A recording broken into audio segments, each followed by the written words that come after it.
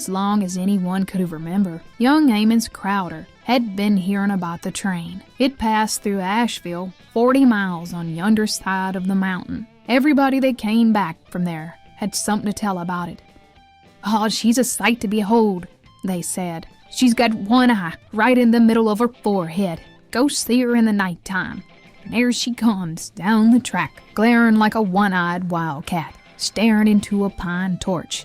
And racket, she comes a-raring like a square dance on a tin roof." Amos sure did have a hankering to see that train critter for himself. At one time when his ma and pa went down the mountain to the valley town to sell their apples, Amos saw his chance. So he whistled up his dog Coy, and off he went. And as he trudged down the mountain trail, Amos got to thinking that it might not be a good idea to take his dog along. How was he going to prepare Coy's mind for the sight of that train? Hell, that thing might scare him right out of his skin. He might run clean away and never come back.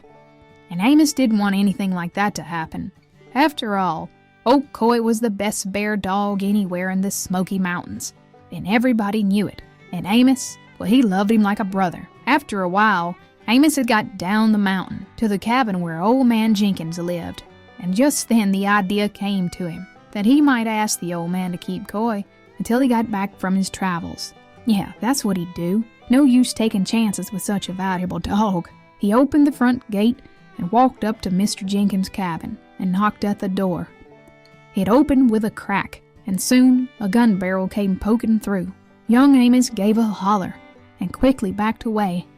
"Well, hold on there, Mr. Jenkins. Just hold on a minute. I don't mean you no harm." "Well, who is it then?" came old man Jenkins' voice from the inside, and it sounded mighty mean. "It's me, Amos Crowder." "Oh, it is you, young Amos." Old man Jenkins stuck his head out the door. "Well, where are your raisins, boy? That ain't no way to act, to come a knocking at the door without even a whoop or even a holler. How's a man to know if you were friend or foe? Where's your manners? Next time, give a holler before you open that gate." "Well, yes, sir, Mr. Jenkins, I sure will.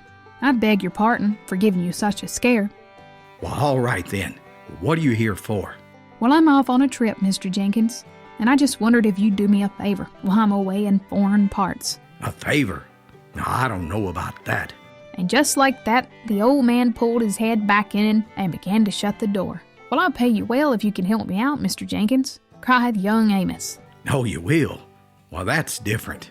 And Mr. Jenkins looked out again. "What is it you want me to do? What's the favor?" "Well, I was going to ask you to keep Coy for me while I'm away." "Coy? You want me to keep that dog Coy while you're away?" A greedy gleam came into old man Jenkins' eyes. "Well, bring him right in, Amos. That's a favor I won't even charge you for. I'll keep him here and treat him as kindly as if he were my own child. Yes, sir, I sure will." "Well, that's mighty nice of you, Mr. Jenkins," Amos replied. And then he whistled Coy into the cabin, and he shut the door. Just like that, Amos was off on his journey, satisfied and resting easy in his mind. But you see, he had clean forgot what folks said about old man Jenkins. That old man would steal the pennies out of a blind beggar's hat, and he was the meanest, stingiest, cheatinest old man in Sevier County.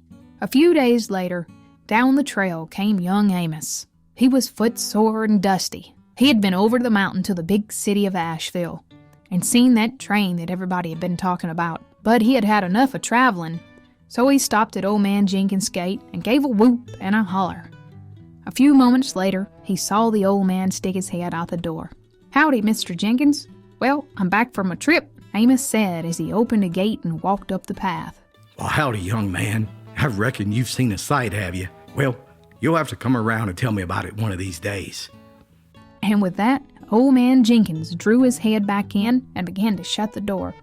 "Well, hold on now, Mr. Jenkins. Hold on a second," young Amos said as he stuck his foot in the crack. "What about my Coy? Where's he?"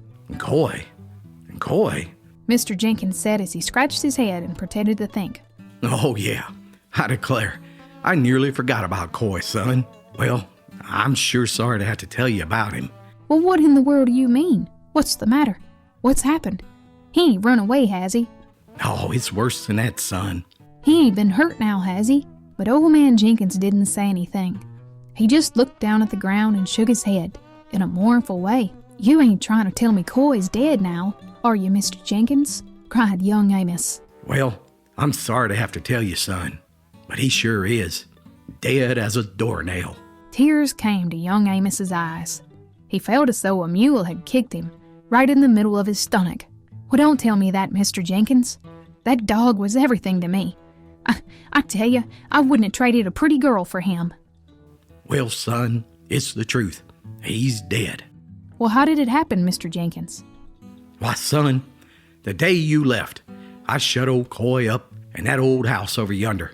I'd been renting it out to some powerful dirty folks, and they left it plumb full of bed bugs. And I reckon those bugs hadn't had nothing to eat for the longest time, and they were powerful hungry.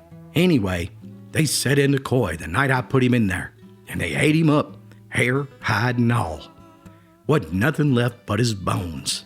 And Amos turned around to go home.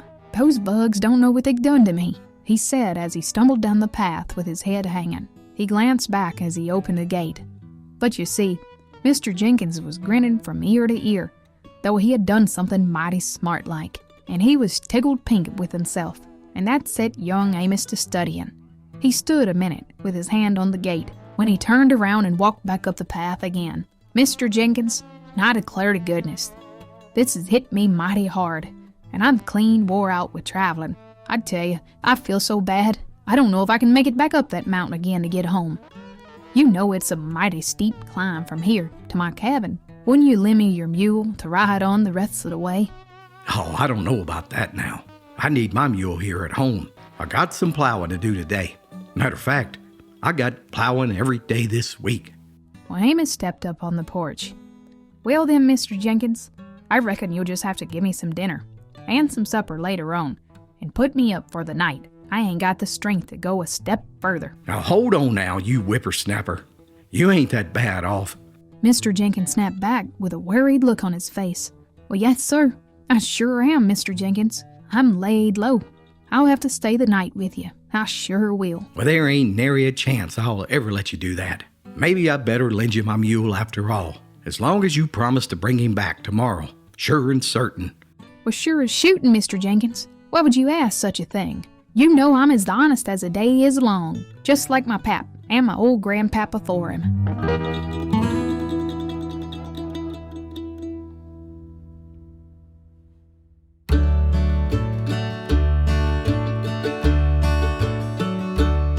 So it was, old man Jenkins led out his mule.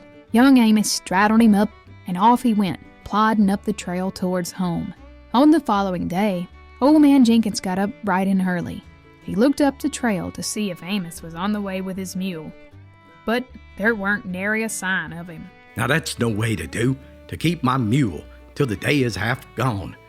Maybe he won't get here till this afternoon. Mr. Jenkins grumbled to himself as he found some work to do around the house. Well, anyway, hours went by, and just then the nightfall came, and there was still no sign of that lion boy or the old man's prized mule. Old man Jenkins fussed and fumed. That young scamp, keeping my mule right now during planting time. What's he up to? I'd sure like to know. The next day, he leaped up as soon as the sun peeped over the ridge, and he ran out to see if Amos was on the way, but still, there was no sign of him. And the next day came, and he didn't see him then either. I tell you, old man Jenkins was a mad sight. That cheating young rascal. I'll have the law on him, I sure will. He'll pay me hard money for every day he keeps my mule.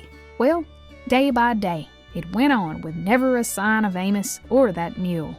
Yet, with his old creaky joints, old man Jenkins knew good and well that he'd never make it up that steep trail to that cabin where Amos lived. And every day that passed, he got madder and madder.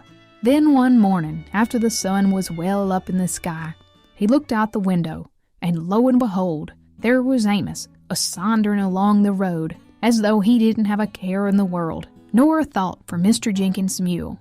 The feisty old mountain man ran out of his house, without even stopping to put his shoes on.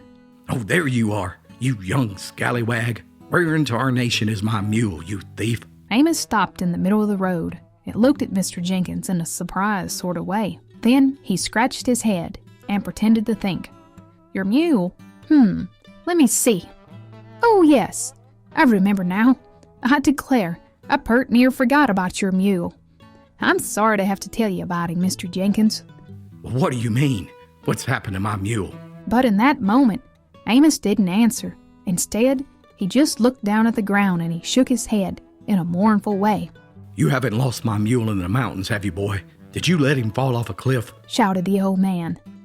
Oh, it's worse than that, Mr. Jenkins. Far worse than that, Amos said sadly. You ain't trying to tell me that my mule's dead, are you, boy? Screamed the old man. Well, I got a mighty strong suspicion that he might be. Dead as a doornail. But I don't know for sure, Mr. Jenkins. All I know is it's a mighty curious thing that happened to your mule. It sure is. Well, I don't believe it. I don't believe nary a word coming from your lying lips, Amos Crowder. You've stole my mule, and I'll have you jailed. Screeched the scorned old man.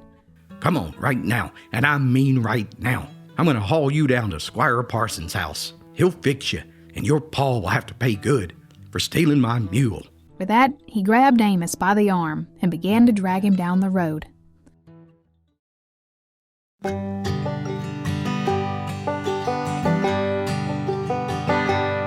When they got to the crossroads where Squire Parsons lived, old man Jenkins stood at his gate and hollered, Squire Parsons, come out here and come out here now. I want you to tend to this mule thief. And there he stood, a-shouting and a-vaporing, until the old squire came out on the porch to see what all the racket was about.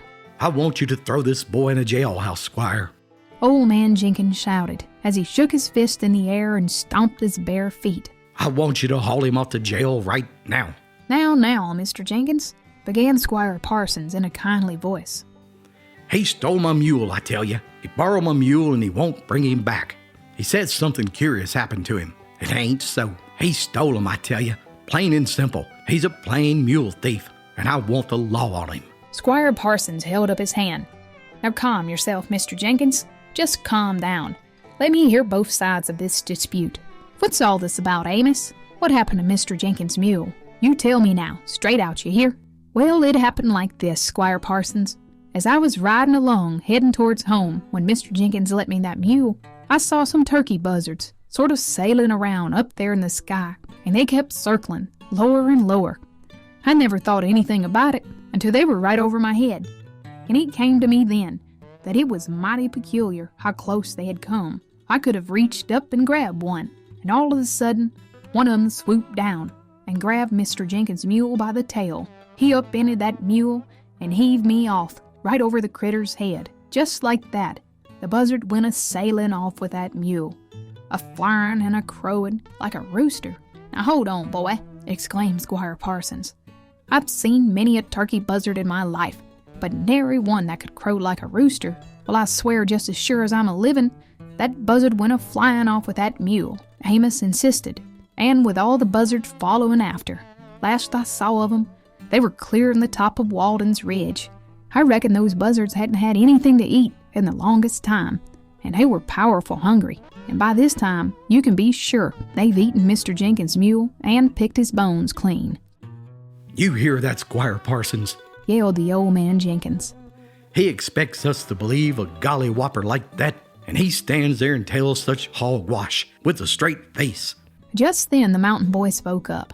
Well, the way I figured, if a bunch of hungry bedbugs can eat a full-grown dog, like what happened to my coy, then a bunch of hungry buzzards can fly off with a mule and pick his bones clean.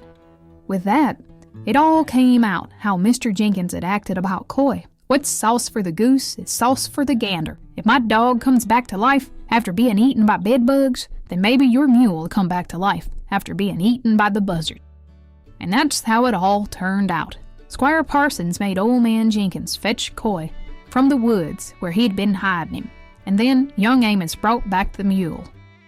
Now, you'd like to think that old man Jenkins learned a lesson from all this, but I tell you, folks in the mountains say that he's still just as mean and stingy and cheating as ever afore. Thanks for watching, y'all, and tune in next time. I'll see you then.